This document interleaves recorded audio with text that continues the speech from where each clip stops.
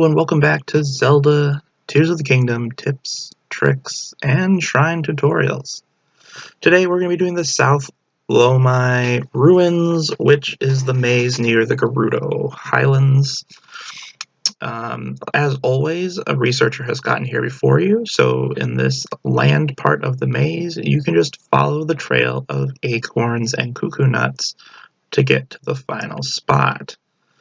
As you can see here, the path is pretty clearly laid out for you, as long as you follow the items on the ground. There are a few spots that's a little tricky, but just remember where the divide is, and retrace your steps if you need to.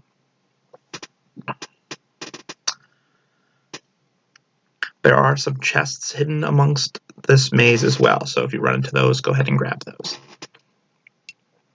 Eventually, you'll make your way here to the end, where you can jump down into the central part of the maze where a shrine awaits you,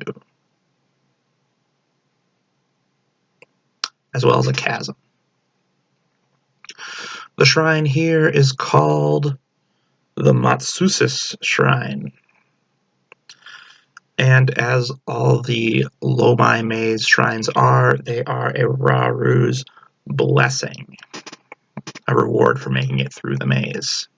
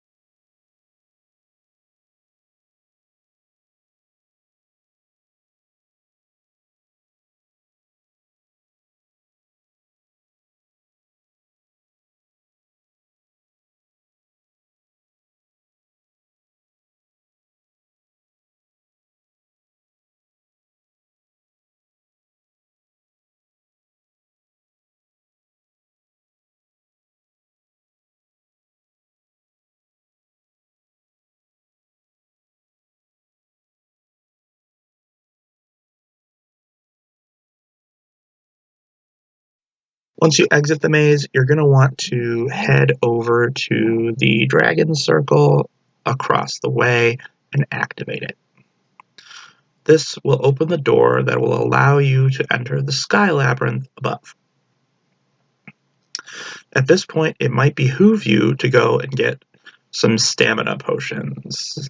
These stamina elixirs will help you float to the sky cube. My 2.5 stamina wheels was not quite enough to make it, so you are going to need at least one elixir to make it all the way to the Sky Island.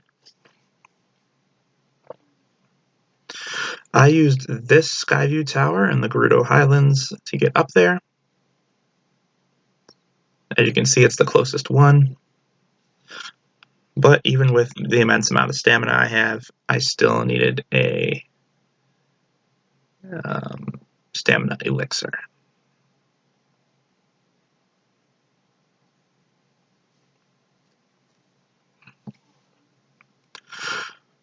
Once you reach the maze, there is another shrine here at the beginning, which is an important shrine to do so you can fast travel back to the beginning of the maze once you've gotten one of the terminals. The Siamatosis Shrine is a little deceiving. It looks like a blessing, but it turns out it's not, which is kind of fun. It was a nice little surprise. When you enter this one, it's going to look exactly like a Raru's blessing.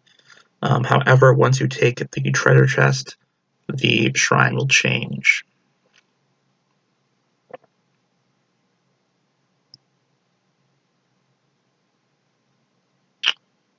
As you can see, there's a lot of fire in here, which is pretty neat. And I highly recommend grabbing those fire fruit that are there, because you're going to need those. And once you go up to grab that, you'll receive a nice bow, a construct bow with attack plus. As you can see, I've got plenty of weak bows to get rid of here. And then once you try to walk up the stairs, it changes. As you can see, there are several torches on the wall over there. Your goal is to hit the unlit torches with a fire fruit using a bow. Make sure to aim a little higher than it actually is, because otherwise you'll miss. There it is. And there's one more up top you're going to want to aim for right there.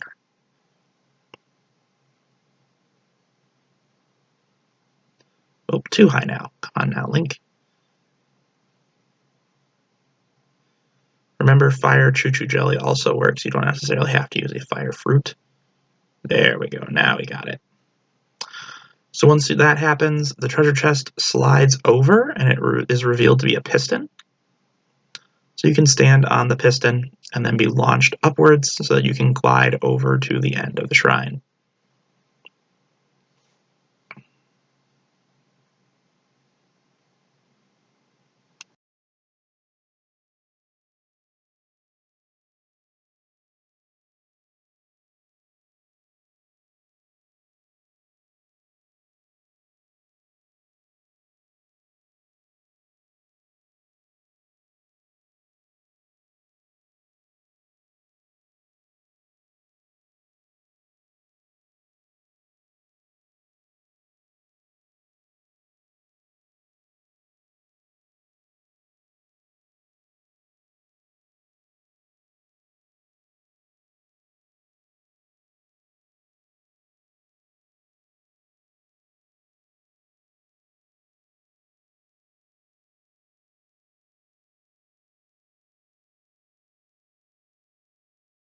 To get out of the Siamatosis Shrine, now you can solve the Lomei Castle.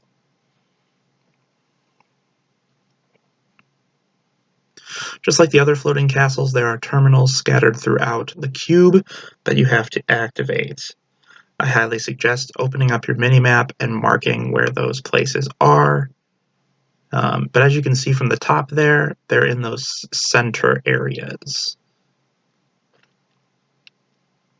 There's like the 4 chunks in the middle. That's where those terminals are. So use your map to mark them so that you can use your minimap to navigate as you go through.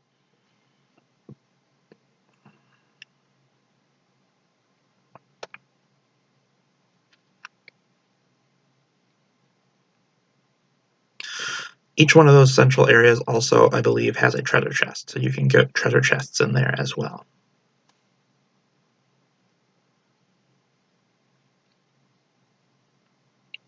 Once your map's all marked, go ahead and jump, and the winds will carry you up high into the maze, and you can start navigating your way towards the terminals.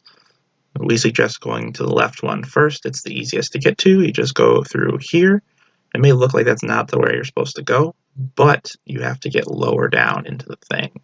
As you can see, there's a platform at the bottom that you're supposed to walk through. It's a little trickier. If you need to, go ahead and fall so you can get down to that area.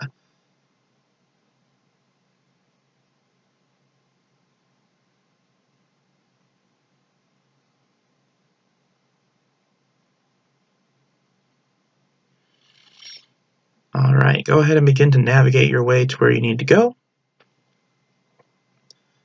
and find the terminals.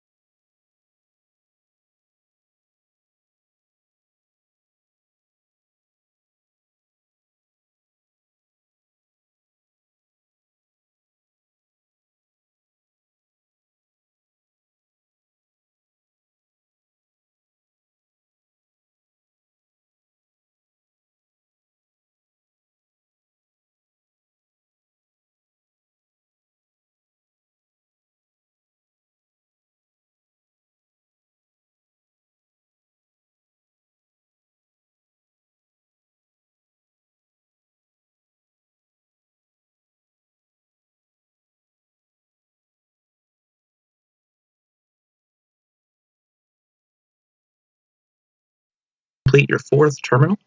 Just like in the other sky castles, a wind will pick up and it'll gust you up to the very top of the maze where a new dragon activator is. There's also a chest up there that you can grab that's right next to it. You can see it in this shot right here. So you're going to want to go ahead and activate that and get the chest, and then you can dive down to the depths.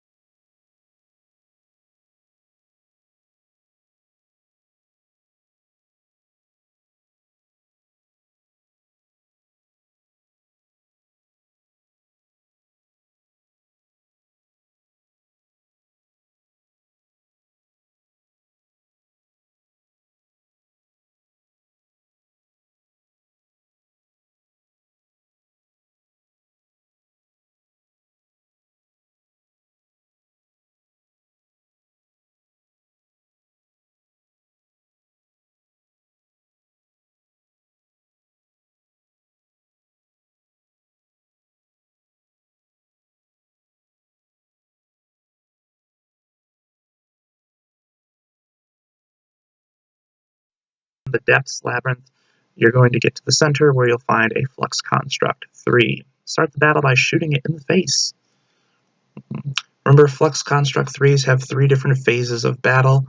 There's when it creates the big man, there's the floating rectangle, and then there's the cube.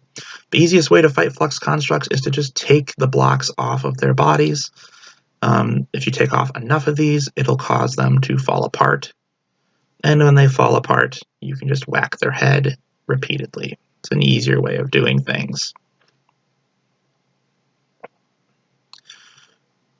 A fun trick in the center when it's up there on the sky, I've learned that if you shoot bomb arrows at the bottom, it'll hit the head, even though it doesn't necessarily hit it directly. For the cube, taking the blocks out is very helpful. As you can see, it can make it disassemble, and then you can just hit the head.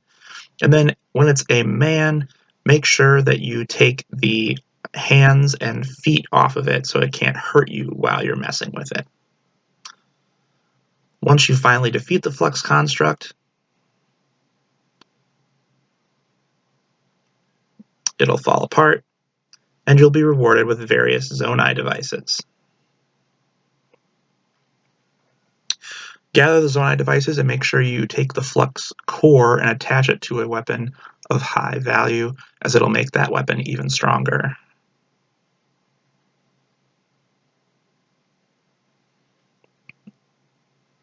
I choose this Royal Broadsword here, which is going to give me a 56 power weapon. Pretty sweet. Once you activate the chamber, you will receive another piece of the evil spirit set. In this case, the helm, and then if this is your third one, you'll have completed the set. This set is unfortunately not upgradable, but it does increase your stealth, and when you have them all together, it gives you other bonuses. Thank you so much for watching, and we'll see you in your next Tears of the Kingdom challenge. Thanks for watching. Bye.